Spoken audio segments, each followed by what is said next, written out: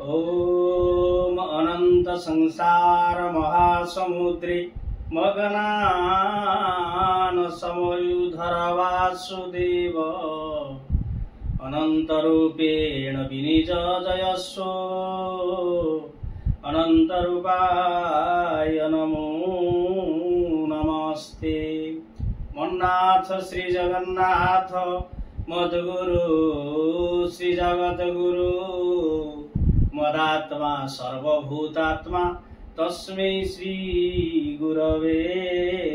नमो नमः। आज आमे पवित्र अनंत शिशु अनंत आश्रम बाबा बड़िया आश्रम आमे अच्छे।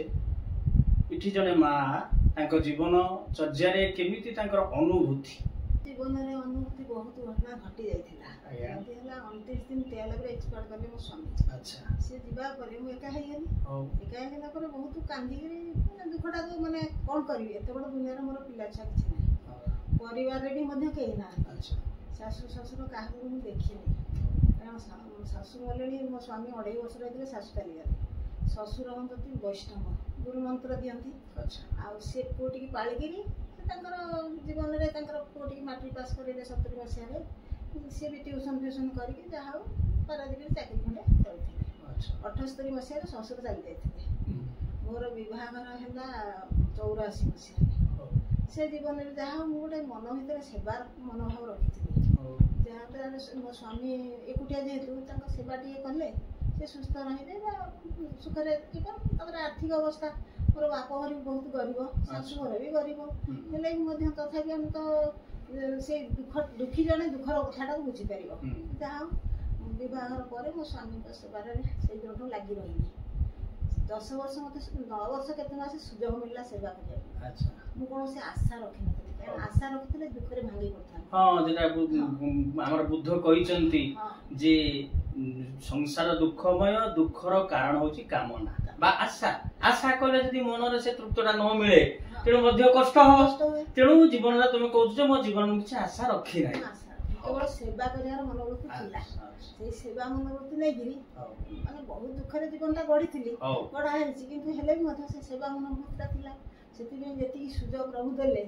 से सेवा करी करी के जाओ मो कर्तव्य मु करछि। से कर्तव्यटा करिथिली बोले आज से फलटा प्रभु देइछंती। कोन फल पाइछंती बाबूचंद जो कर्तव्य करी कोन फल तो मो जीवन रे कोन भाबी कारण मोर जेहेतु किछि नथिला मो स्वामी जतोले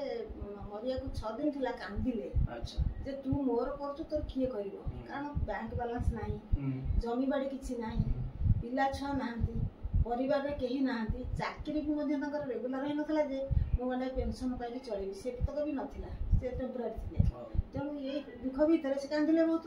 मु सेते बळे हाथ टेकी देथि बेड मासे 9 दिन लास्ट बेलू से मेडिकल थे पोर्ट हॉस्पिटल रे मु हाथ टेकी देथि जे मते तमे काई चिंता करछ मु मो कर्तव्य कर्म करूची जे मते दुनिया को आनिची से ही मो दायित्व नवा।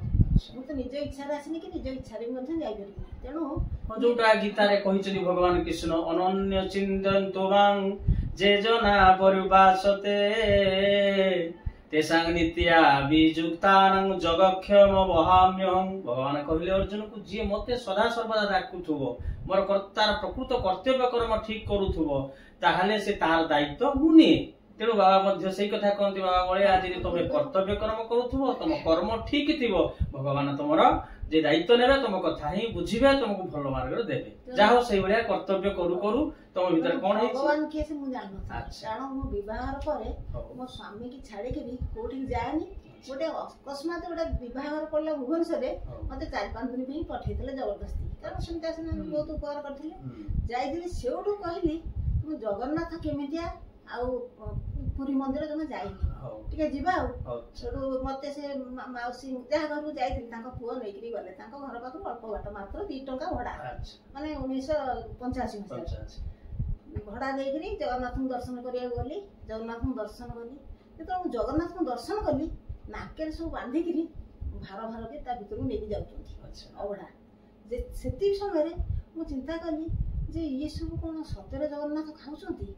ଆଉ ଇଏ ବୋଧେ ମାନେ ବିକ୍ରି କରିବା ଉଦ୍ଦେଶ୍ୟରେ କରୁଛନ୍ତି କାରଣ ମୋର ସେତେବେଳେ ଏତେ ଭାବ ଭକ୍ତି କିଛି ନଥିଲା ମୁଁ ଏତେ ଜାଣିନଥିଲି ଜଗନ୍ନାଥଙ୍କ ବିଷୟରେ କିଛି ଜାଣିନଥିଲି କେବଳ ମୋର ଗୋଟିଏ ଲକ୍ଷ୍ୟ ମୋ ସ୍ୱାମୀ କେମିତି ଭଲ ରହିବେ ସେଇଟା ଥିଲା ମୋର ସେ ସେଇଠୁ ଆସିଲି 2-3 ଦିନ ପରେ ଆସିଲା ପରେ ପଳେଇ ଆସିଲି ପାରାଦୀପ ମୋ ମନ ଭିତରେ ଭାବନାଟା ସବୁବେଳେ ଚିନ୍ତା କଲି ମୁଁ ଆସିକି ବି ମୋ ସ୍ୱାମୀକି କହିଲି ସିଏ ସେଇଠୁ କହିଲେ ହଁ ଜଗନ୍ନାଥ ପ୍ରସାଦ ଗ୍ରହଣ କରନ୍ତି ନ ଖାଇଥିଲେ ଆଉ କ'ଣ ଏତେ ଲୋକ ଦଉଛନ୍ତି ମୁଁ କ'ଣ ନାକିରେ ବାନ୍ଧିକି ଭାର କରି ସବୁ ରତ୍ନ ସିଂହାସନ ତଳକୁ ସବୁ ଯାଉଥିଲା ସ୍ୱାମୀ ସିନା କହିଦେଲେ କିନ୍ତୁ ଅନ୍ତର ଭିତରେ ଖାଲି ଖୋଜିଲି ସିଏ ବି ମଧ୍ୟ ଜଗନ୍ନାଥ ଦର୍ଶନ ଥରେ ଦେଲେ ଦେଲେ ମାନେ କୋଉଠି ଜଗନ୍ନାଥ ଦର୍ଶନ ଦେଲେ ପୁରୀ ମନ୍ଦିରରେ ପୁରୀ ମନ୍ଦିର ନିଜେ କ'ଣ ଦର୍ଶନ ଶୁଣନ୍ତୁ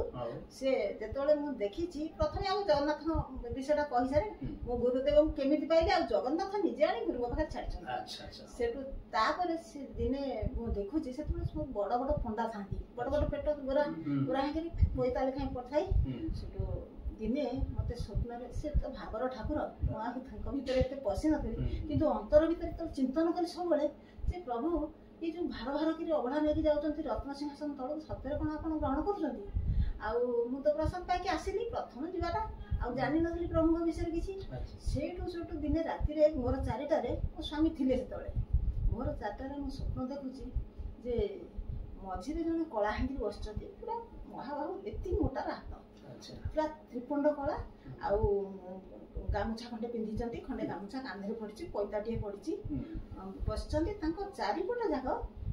ବସିଛନ୍ତି ପଣ୍ଡାମାନେ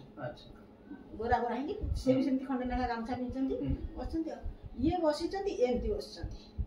ମଝିରେ ବସିଛନ୍ତି ସେ ମୁଁ ଯାଇଛି ଲକ୍ଷ୍ମୀଙ୍କ ମନ୍ଦିରରୁ କଉଡ଼ି ଆଉ ଧାନ ଆଣିବି ମାଣ କରିବି ସ୍ୱପ୍ନରେ ଆଉ ଜଣେ ମା ସଧବା ସ୍ତ୍ରୀ ଲୋକ ମୋ ସାଙ୍ଗରେ ଯାଉଛନ୍ତି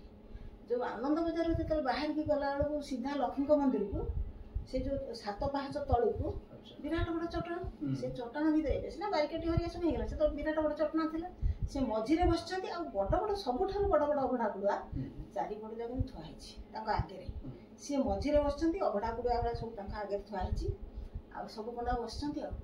ମୁଁ ଯେତେବେଳେ ହଠାତ୍ ଯାଇକି ଦେଖିଦେଲି ମୁଁ କହିଲି ମାଉସୀ ରୁହ ଇଏ କ'ଣ ସେଇ 60 ପଉଟି ଖାଇଲା ବାଲା କାଳିଆ ନା ହଁ ସେ ସେଇ 60 ପଉଟି ଖାଇବା କାଳିଆ ଆଉ ତୁ ଆସ ସିଏ ତାଙ୍କର ସିଧା ଲକ୍ଷ୍ମୀଙ୍କ ମନ୍ଦିରକୁ ଯାଇଛନ୍ତି ସେ ମାଟିକୁ ତମେ ଦେଖିକି କହିଲ ସେ କହିଲେ ମୋ ସାଙ୍ଗେ ଯାଉଥିଲେ ନା ଆଗରେ ଯାଉଥିଲେ ମୁଁ ତାଙ୍କୁ ଡାକିଲି ସେ ଆଉ ଅନେଇଲେନି ପଛକୁ ସେ ଯେତେବେଳେ ନ ଅନେଇଲେ ମୁଁ ଯେତେବେଳେ ଏତିକି କହିଛି ଏଇ କ'ଣ ସେଇ 60 ପଉଟି ଖାଇଗଲା ସିଏ ମତେ ଅନେଇଛନ୍ତି ଏଡ଼େ ଆଖିରେ ପୁରା ଚକା ଆଖି ମହାବାବୁ ବସିଛନ୍ତି ସିଏ ମତେ ଅନେଇଛନ୍ତି ମୁଁ ତାଙ୍କୁ ଅନେଇଛି ସିଏ ମାଉସୀ ଚାଲିଛନ୍ତି ମୁଁ ପଛେଇକି ଯାଇକିରି ଦେଖୁଛି ସେ ସମୟରେ ମୋର ଗୋଟେ ଆସିଯାଇଛି ଭାବ ଭୋର 4ଟା ମୋ ସ୍ୱାମୀ ସେତେବେଳକୁ ଉଠିକି ପଳେଇଲେଣି ଲାଟ୍ରିନ୍କି ମାନେ ମତେ ଜଣେଇ ନାହାନ୍ତି ସେ ତାଙ୍କର ଯାଆନ୍ତି ମାନେ ବାହାରକୁ ଯାଆନ୍ତି ଲାଟ୍ରିନ୍ ନଥିଲା ସେ ଯାଆନ୍ତି ମୁଁ ସେଠୁ ଯେତେବେଳେ ଦେଖୁଛି ଲକ୍ଷ୍ମୀଙ୍କ ତଳ ପାହାଚରେ ମୋ ଗୋଡ଼ ବାଜିଗଲା ହଠାତ୍ ନିଦ ଭାଙ୍ଗିଗଲା ସିଏ ମତେ ଅନେଇଛନ୍ତି ମୁଁ ତାଙ୍କୁ ଅନେଇଛି ମୋର ସେଇଦିନ ଠାରୁ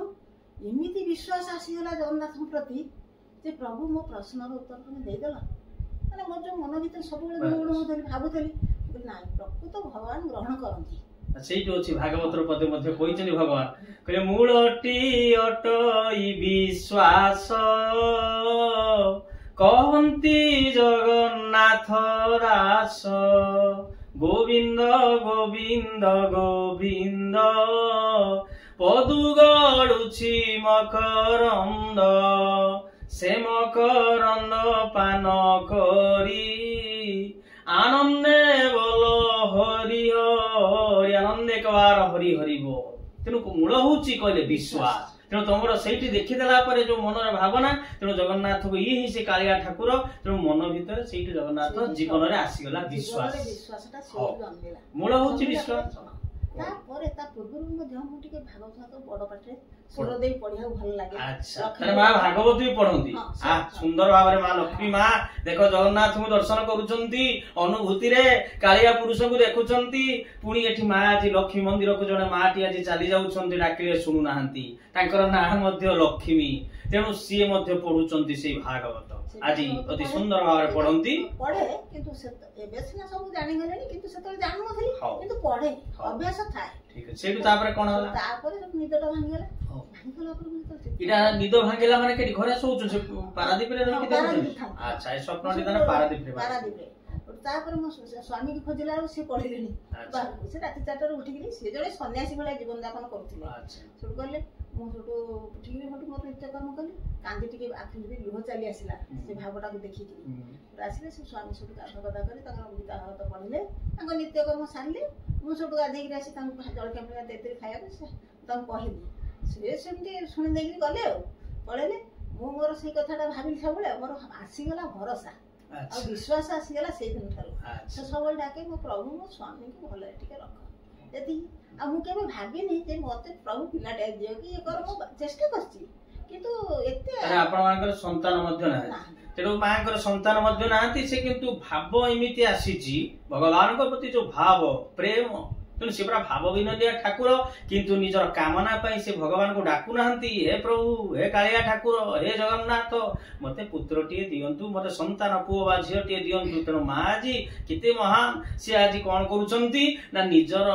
जे शांति पाई मध्य से संतानटे मध्य मागु नांती तापरे कहले तब मोर चिंताधाराटा कोन मो स्वामी को शरीर असुस्थ अच्छा डॉक्टर भी मना करथला हमर पिलातली हबन बोली से जा हो मोर स्वामी के मु भाबी नै थली से मोर सासु ससुर सेवा गोटे नारी तार सासु ससुर सेवा करिवो स्वामी सेवा करिवो दियर ननंद सेवा करथांता परिवार रे आउ जो माने सब थांते से मानकर करथांता ता सहित संतान संतति करे गोटे नारी रो होची एति गुडे कर्तव्य देखंतु सुंदर भाबरे मां आज पढिचंती बोली शास्त्र कहू नारी मानकर कर्तव्य कोन से विषय मध्ये कहउचंती आमे आ बेसी समय लेबानी आ 2-4 मिनिट या शेष करबा पुनी आ गोटे एपिसोड आरंभ करबा जगन्नाथ कोंतु से जगन्नाथ को अनुभूति खाली कहि दी हां से जेतेबेले मोर एई सब विश्वास मु सेतेबेले भाबी नै थली जे जनक पाई मो स्वामी इह काल परकाल ठाकुर मो तांको सेबारे मु जेंति समस्त को जेंति कहथांती मु तांकर संगे लागिता एमति के गरम पानी तांको गामछा धोइ दवा लुगा पड़ा धोइ दवा संपूर्ण रूपे सुस्थ रखे में सबले अपराण कोन चेष्टा करथे आ किंतु तांकर दंडिसी हेथला विवाहर पूर्व टाइफॉइड भी मध्ये हेथला हेके तांको लिभरटी खराब हे जाय तेणु आ कौन मो स्वामी पान खाती बीड़ी सिगरेट मद गंजी तक किसी निशा ना सकाଳେ कपे चा सन्ध्या कपे चा बाहर जिनस किसी से खाती घरे मुझे जहाँ करे सी ही खाती